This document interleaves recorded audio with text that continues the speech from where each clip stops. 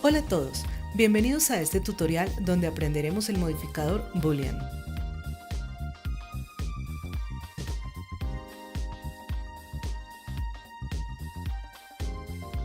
Este modificador realiza operaciones entre los objetos tales como adición, intersección o diferencia.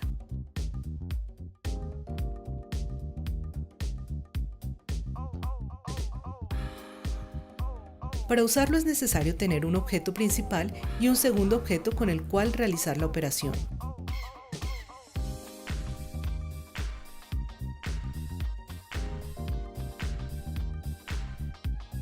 El modificador solo se aplica al objeto principal, el cual será el único afectado por la operación.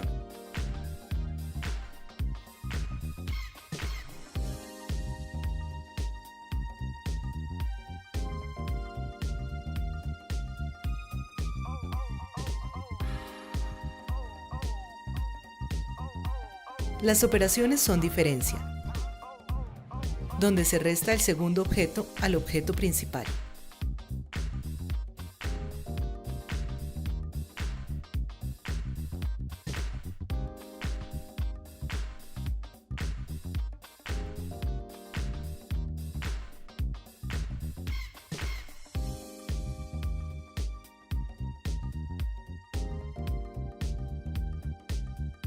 También tenemos la unión, que funciona como una suma entre los dos objetos.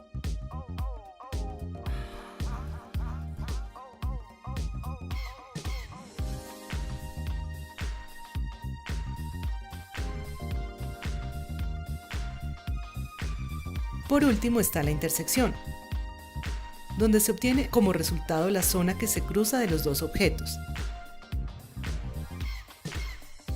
Es decir, cualquier espacio ocupado por ambos objetos.